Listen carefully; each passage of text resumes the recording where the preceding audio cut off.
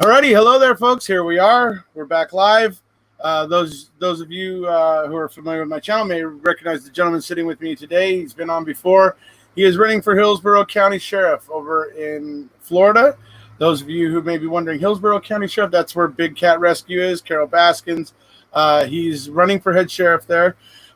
He's been on last time. We talked about, obviously, some of his campaigning points and things that he wants to accomplish as sheriff and why he wants to get elected, namely, accreditation and accountability and bringing that back to Hillsborough County Sheriff's Department.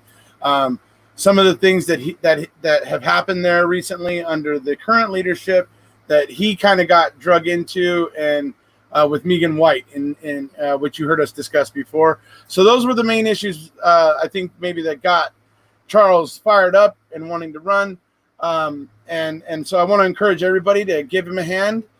He's running against somebody who does have a fair amount of money to be able to, run his campaign and stuff. So Charles needs a little bit of help to be able to kind of get on par with that. So as Charles has said last time, no donation is too small. So if you guys can go and give him even a little bit of help, we'd appreciate it.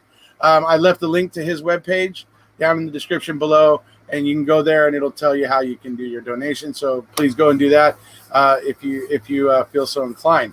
So hello there, Charles. How you doing, buddy? Doing good. Thank you for having me. It's great to have you here. Obviously last time we talked about some of your main points of your campaign, but obviously today we're going to talk a little bit about Don Lewis, right? Correct. And you have actually last time we chatted, you had actually indicated that you've actually had a chance to speak to the family, his daughters and ex-wife. Yes, I met with them a few weeks ago. Just an absolutely wonderful family. I can't speak highly enough about them. Yeah, sweet ladies. I know Johnny or Ripper's gone over and talked to them a few times, and if I feel for them, obviously they've been left pretty raw in this whole thing. I mean, they never really got much of a proper explanation in this, and there's plenty of things that people are concerned about with this. So I don't know, as your thoughts as a law enforcement officer with 25 years experience, right? Is that correct? Yes, 25 correct. years. And That's correct. So what are some of your thoughts about the way it went down? Like, for instance, the fact that Carole had Don's phone when he supposedly went missing. He had somehow supposedly went missing, yet she had his phone. The fact that she went down to Don's office after he had disappeared, and they cut the locks and they get in there and get the power of attorney, and then which should have made Ann McQueen executor, but it ends up, after this whole shenanigans, where they break in, suddenly the power of attorney is not making Ann the executor. So you got these weird, odd things happening around it. What's some of your thoughts, just as a law enforcement officer with experience, of how that strikes you? Well, you're talking about two issues here, and you have a whole hodgepodge of things that are going on. So in these types of cases, you have to look at normal behavior, and you ask, what's normal behavior for Don? And from my understanding, normal behavior for Don was to have a cell phone with him at all times. And it's also my understanding that, not my words, the words of his secretary, I believe, who said that he was known to actually have his phone with him when he was having sex. Right. Is what I believe. Intimate relations, right? Absolutely. So that tells me that it's unusual that he wouldn't have his phone with him. Right. So I would certainly have to question, and this is a common sense question, if in fact Carole did have his phone after he went missing, why did she have his phone? How did she get his phone? Who gave him the phone? And those are questions that the investigator is going to have to answer. Sure. In regards to the trailer, again, you have to go back and ask yourself, was this a normal pattern of conduct for Carole to go over, cut locks, cut the electricity, cut the water, so on and so forth? Right. I don't know Carole. I've never met Carole, but right. I'm hard pressed to believe that was a normal pattern of conduct for her. It's certainly not for me, and certainly not for anybody I would know. Would certainly raise my suspicions as an investigator. And Sure. I'd want some answers to those questions if, in fact, that occurred. And so we'd have to get into motive.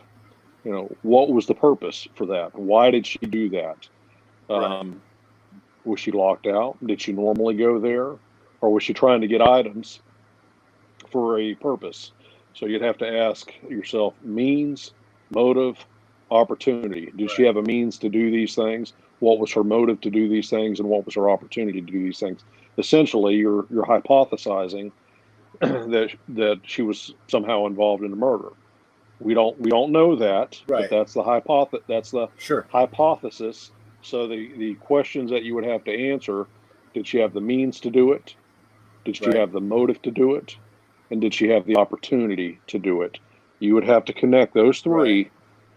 in order to make a I would case. say obviously she had means and opportunity because she did it, and that would obviously leave us with motive, proving the motive, which isn't well. I'd say we don't have any hard proof, but obviously Don had a lot of money, and obviously that went to making Carole's lifestyle pretty easy street.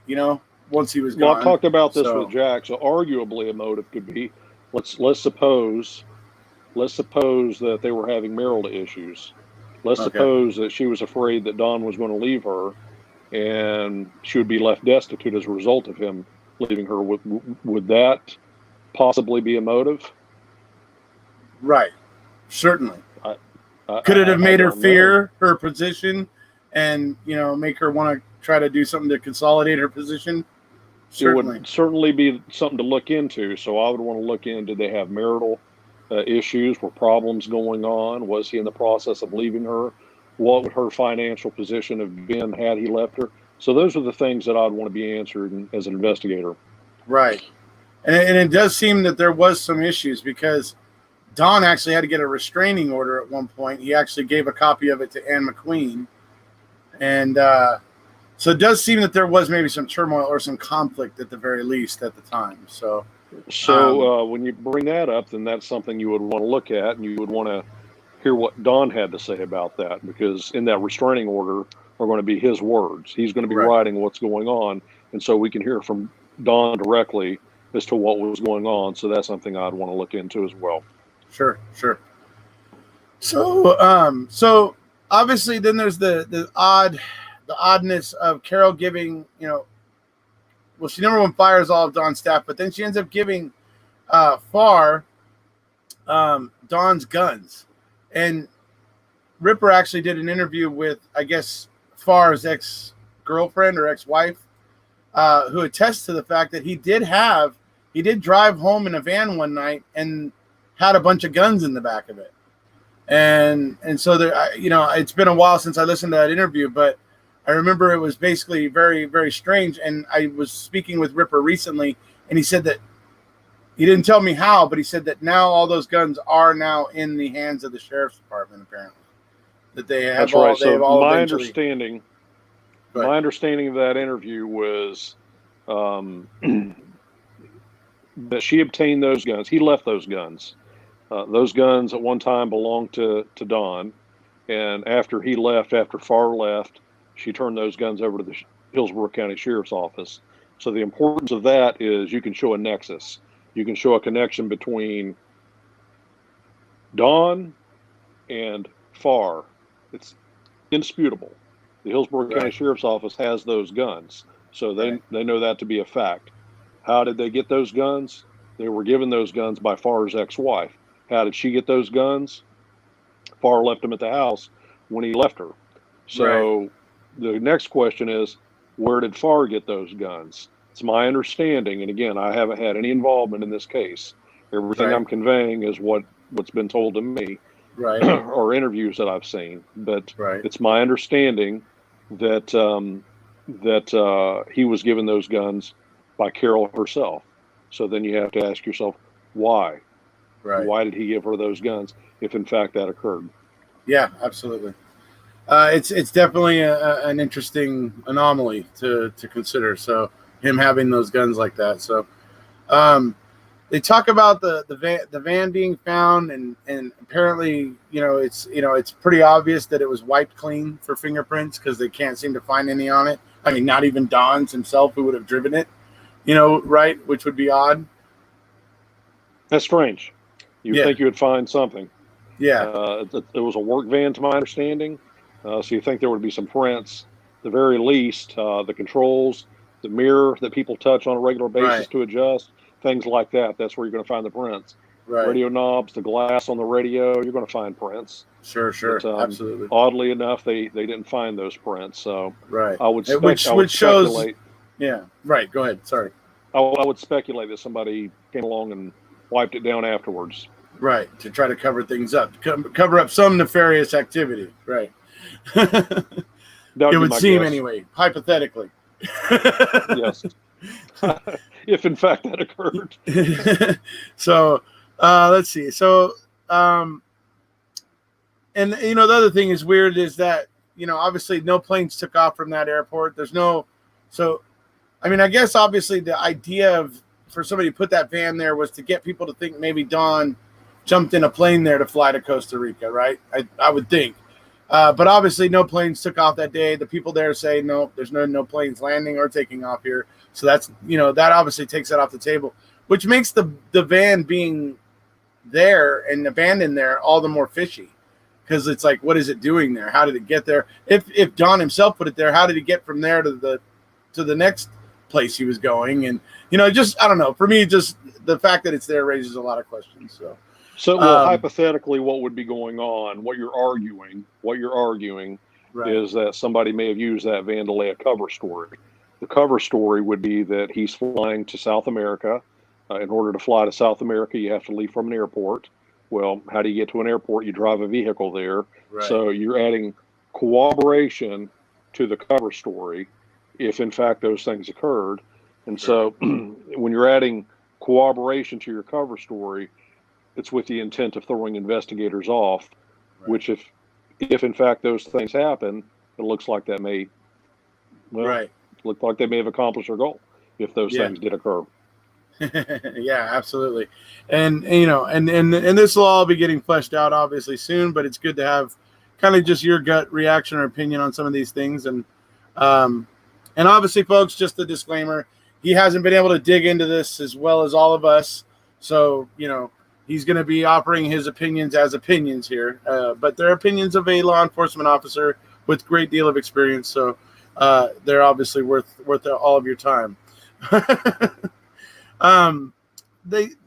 There was apparently that Carole had transferred some properties into Kenny Parr's name and bought him a new truck, I guess, or at least there's some suggestion that she had. And Kenny's ex-wife thought that Carole and Kenny might have been having an affair. Now, I don't know that there's any proof to that, but would that be possibly part of motive if it were true? If I were the investigator in this case, I would be more concerned with the transfer of property to Mr. Farr. Hypothetically, that could be argued as a payoff of some sort. Right. Was that normal? Did she normally give Don's property away to him? What was the time frame that took place when she started giving this property away? Was it years later, or was it days later? Or was it right after he disappeared? Of course, that's going to play into the whole picture. Sure. The transfer of property, what was that? I don't know. Was it a payoff? Maybe she normally gave him property. Maybe if we go back and look, we'll see that she's been giving him property for years and years and years, and then that's normal behavior. But I would want to look into that to see if that was part of her normal pattern of conduct. If not, why? Why is she signing property over to him and buying vehicles and so forth? Yeah, absolutely. Yeah. So that's interesting though. Yeah, going back and looking and making sure it's abnormal behavior. It's an interesting kind of that's an interesting thing that you've said today that I kind of think I'm going to take away from this and into other things that I'm looking into. Well, every case that you work that's like this, there's something different about their pattern of conduct. So what's different? What's different than their normal pattern of conduct? Was this a normal pattern of conduct? I don't know. Right. But I would want to look into it to see if it was. Yep. To get to the bottom of it. Absolutely. Yeah. Totally get that. So, so then we have Carole herself seems to have drawn up the will and the power of attorney, giving herself control of Don's estate and all, if he was disabled or disappeared, which has thrown everybody off. Nobody, pretty much anybody shown that has said, I've never ever seen it with the word or upon my disappearance. I've never seen that before. People, I mean, that's a lot of people are commenting that was really interesting wording in the will. So basically the will became effective if he had disappeared, not only if he just died. You know what I mean? So that was an interesting wording of it to begin with. But obviously,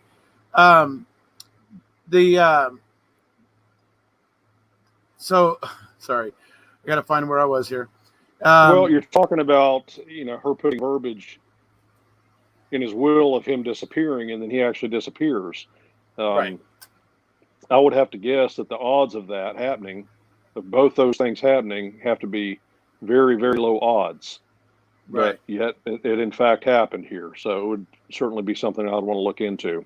Right. And then we also have the fact that, now numerous handwriting experts are coming forward. I think Ripper said it's maybe at 8 handwriting experts now that have basically confirmed the fact that the signatures on the power of attorney in the will are a dead ringer for the signature on the marriage certificate. Well, then that goes back to your argument of motive. What was the motive here? So now there's a transfer of property going to her that arguably would have gone to family members of his. So, that can be argued as a motive. Right. And so, if in fact that happened. Sorry.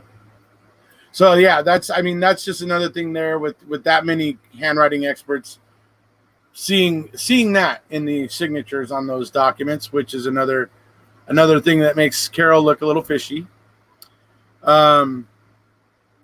Let's see. The new will and the POA were both proven by experts, as I said, to be forgeries.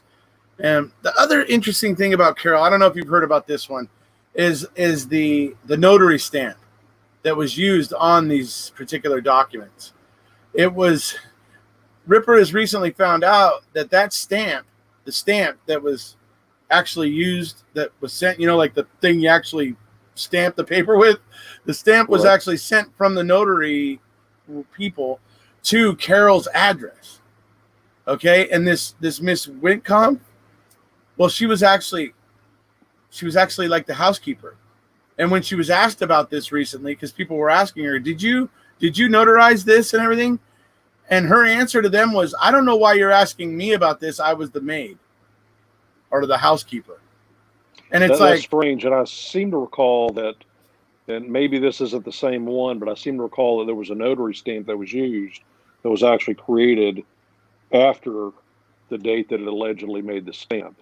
If in fact that happened, that's exceedingly odd and suspicious. Yeah. I think that's with a different document, but I think I heard about that as well.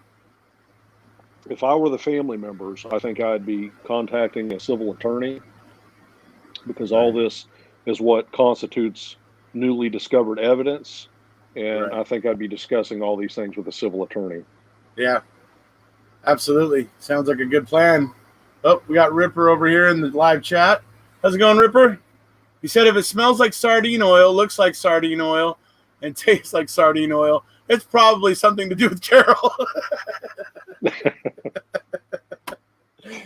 Oh, that's good old Ripper. So, that's to me very interesting. I thought number one, it was odd to find out that the stamp for the stamp used on the power of attorney in the will, that stamp was actually, and apparently multiple notary stamps have been sent to Carole's address over the years, which I find to be a little bit odd.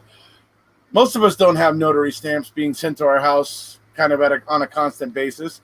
So that seems a little odd, but it's to me, that's a little odd. But then when you find out that the Miss Wimpcomp is saying, is basically saying, like, I don't know why you guys are asking me. I was just the housekeeper. It's like, you know nothing about this? Or, it's, for me, it's just telling to get that kind of an answer from the person who supposedly notarized it. Well, I think you've crossed the threshold. It's no longer odd. It's now suspicious. Right. All right. So what do we got over here? Ripper, let's see here. It says 7 so far. Let's see. Oh, 7 experts so far on the handwriting on that.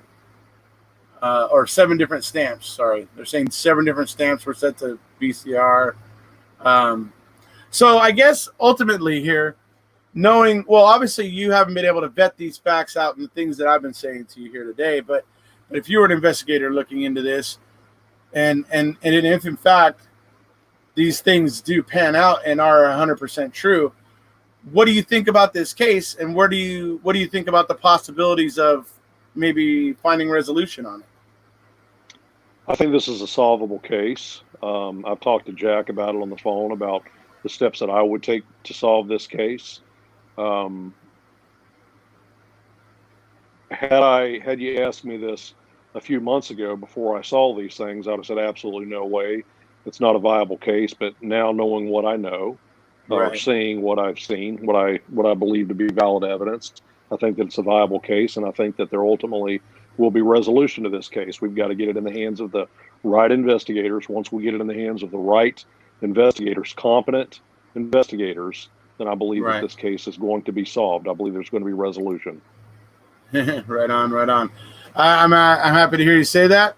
And as you said before, you're happy if it's Sheriff Chronister that steps in and gets something moving here. But if he fails to do it and you end up there, you'll be happy to move forward on it yourself, right? 1,000%. I wish him the best of luck. But the other side of this, there's a family that's been hurting for a very, very long time. This isn't anything to do with politics. This isn't about my race. This isn't about his race. This is about finding resolution for a family that's been in deep, deep pain, deep torment for decades, and they need resolution. If he finds that resolution, I'm all for it, 1,000%. I wish him the best of luck. I hope that he solves this case. I hope that it doesn't take another sheriff coming in and having to solve the case for him. I wish Sheriff Chronister the best of luck. I hope that he has it in the hands of the right investigators. I want resolution for the family. I want resolution for the community. I don't care who it comes through. Absolutely. And I think that's a credit to you because, obviously you're pitted against Chronister right now, obviously in this current sheriff's race.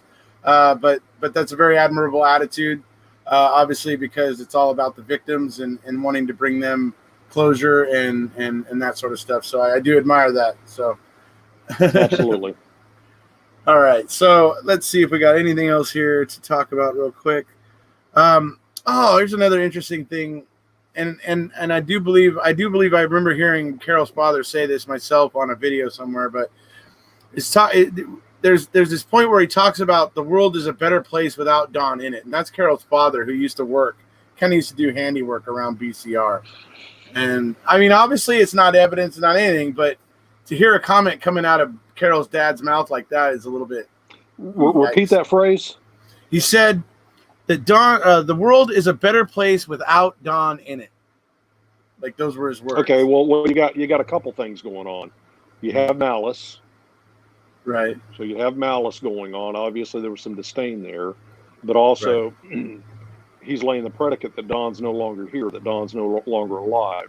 So 2 things out of one statement that I'd be delving into if I were to interview him. Okay, why don't? And it would be very interesting to know when that statement was, right? Obviously. Yes, of course, absolutely. So I would want to delve into both aspects of that statement. Okay, so, and then the other thing is that Carole seems to change details in her stories repeatedly. Obviously, that's something investigators would track, right? You would keep track of story changes and stuff like that, right? Absolutely. Changing of narrative is what that's called. So you have a continual changing narrative. That's something you would want to delve into, and I'd confront her with all those multiple narratives that she has provided. Right. Absolutely. And it all goes towards credibility, is what that goes towards. Right. Whether you can believe her, sure. or anything she says, right? Yeah, that's for me a big deal. It's one thing, in my, I support Brendan Dassey, and I don't know if you know much about Brendan Dassey, but he he started out originally before the investigators got to him up in Wisconsin. He was telling one story consistently. It was a story that he was telling from memory. I come home from school, I do this, I do that, I go home, I play video games, this and that. And it's a story he told with absolute consistency. It was when the investigators were looking to, I guess, I don't know how you want to put this, but they basically ended up bringing him in to interrogate him, and they basically fed him a bunch of stuff, which he was a mentally limited 16-year-old, and he ended up trying to please them and trying to tell the story they wanted. The difference between the first story he tells and the story that ends up coming after the investigators break him away from that story he told with consistency is night and day. The story that when the investigators break him away from his original story, he cannot tell the same story twice. He can't do it because he's no longer telling it from memory. And so that's what that's what I'm kind of pointing out with Carole here, is that I feel she's telling it less from memory and more from spin and wanting to manipulate. In his case, you're comparing apples and oranges. In his case, he wasn't providing a shifting narrative. He was providing the same narrative, is what you're saying. At first, same narrative, yes. Over and over and over again. So in Brendan Dassey's case, he's providing the same narrative over and over and over, is the argument that you're making. Yes. But he changes his story, and the reason he changes his story is because the investigators coerced the statement out of it. Yes. It's illegal. You cannot coerce statements out of people. It's a violation of your Fifth Amendment. So that's the argument you're making. There was no shifting narrative. However, he did change his story to please the investigators, who went on to coerce a confession out of him illegally. That's the argument. In Carole's case, the argument was that she was changing her story on her own. Why was she changing the story? I don't know. Maybe she has dementia. Yeah. Maybe she has Alzheimer's. But if she doesn't have those issues, then it would go to credibility, shifting narrative. Why is she changing her story over and over and over again? The truth doesn't change. Facts don't change. However, when people are laying out cover stories and they get caught in their lies, but they forget what they previously said, that's when you have the shifting narrative, in my experience. Exactly. And that's what I was getting at, is that when people tell stories from their memory, they don't generally shift. When you talk about something from memory, it doesn't generally shift a lot. It's when you're trying to manipulate people or if you're being manipulated, as what happened with Brendan Dassey. But whenever manipulation is part of it, that's when the stories can start to get convoluted and not match up and that sort of thing. So that was basically the point. Correct. Particularly when you're dealing with a low IQ, 16-year-old child. Right. Absolutely. So, all right. Well, is there anything else about your meeting with, the family? Anything? I mean, obviously they're sweet ladies and everything else, but, anything else you had to chat with them about while you were there that, was of note, or? They were just a wonderful family. I spent probably about 3 or 4 hours with them, I would say. And I can't say enough good about them. They were just a wonderful, wonderful, gracious family. I got there, they had 3 separate kinds of tea laid out on the table. It was just a Southern, gracious family. I enjoyed my time with them. My heart goes out to them, and I'm going to do every single thing I can within my power to make sure there's resolution to this case.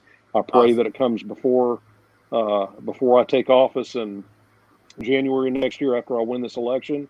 But if it doesn't, resolution doesn't come, I'm confident that it will after I take office. Sure, absolutely. Good. It's good to know that you're motivated, and if it comes to that, but obviously, yes, you're gracious enough to accept if Sheriff Chronister is able to get moving on this and bring some resolution. You're 100% behind that as well. So I'll be the first to commend him.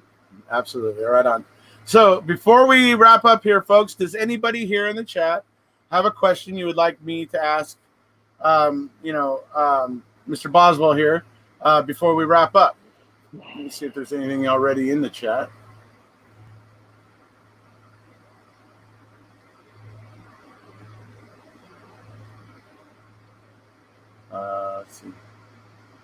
Do you?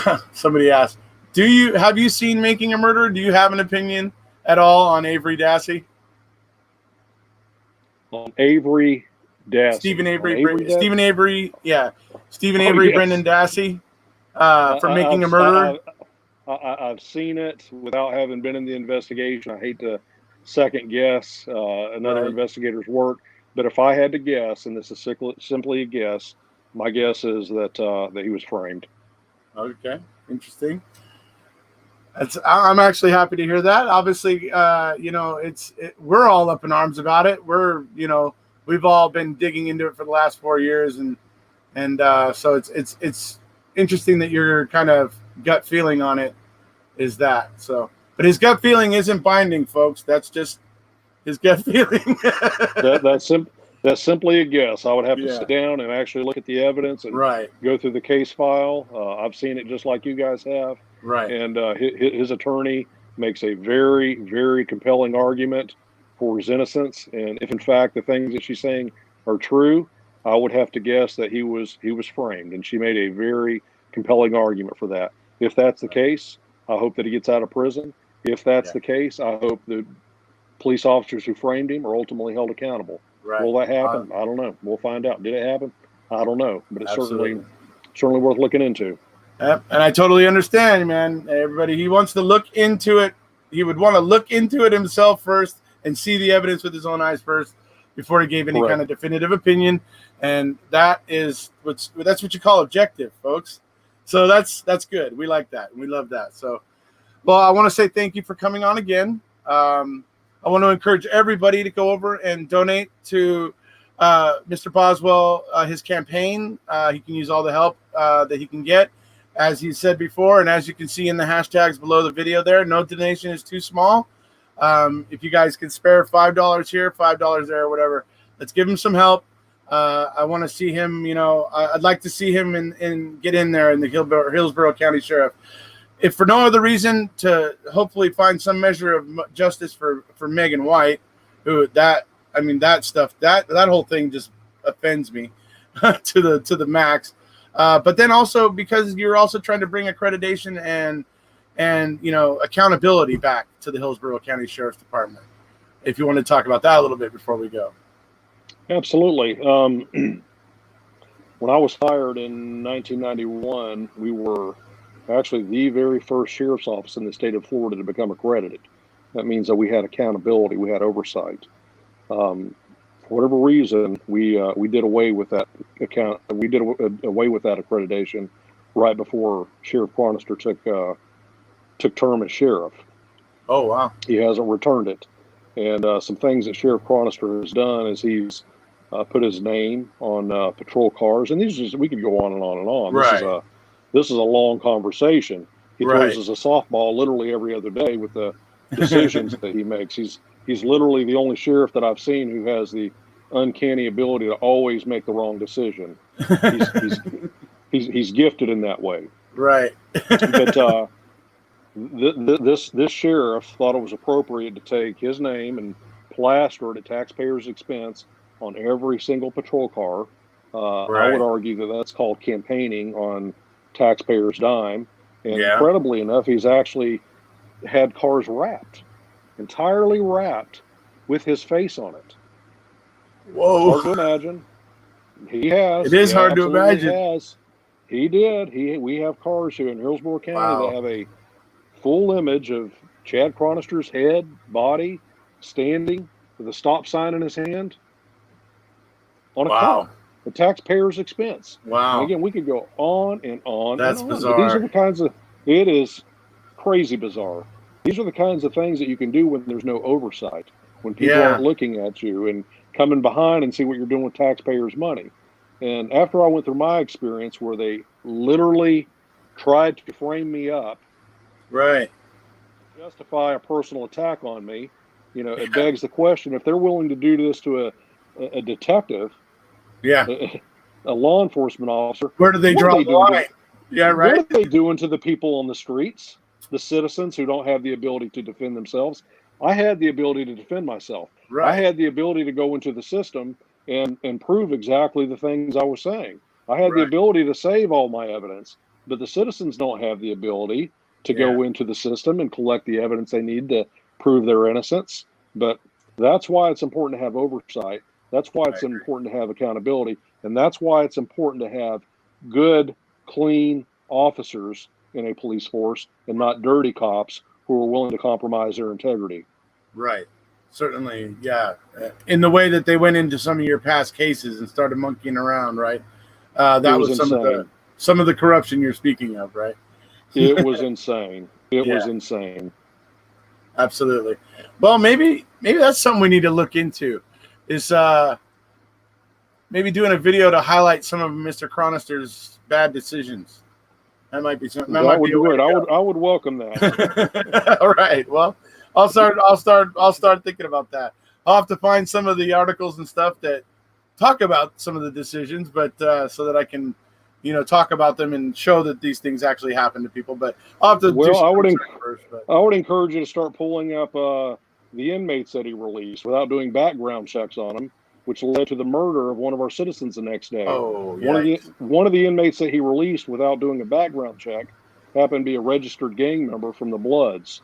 I know you're familiar with the Bloods. They originated in the prisons of California. Right. We have them here in Tampa, Florida too. And one of the inmates that he thought appropriate to release without doing a background check on, who he deemed as nonviolent, was a gang member with the Bloods, had a violent history for weapon charges. He had resisted police officers with violence. He had been to prison before, I believe, on weapons charges. And the day after Chad Chronister released him, no bond, without doing a background check, he murdered one of our citizens here in Hillsborough County. And then only then did Sheriff Chronister think, you know what, maybe I should have done a background check. So here's my promise from here on out. I'm not going to release prisoners without doing background checks. Wasn't that wise of him? Yeah, wise. Yeah. I guess I don't know. It kind of ceases to be wise when you're getting thumped over the head. But, I know what you mean, though. I know what you mean.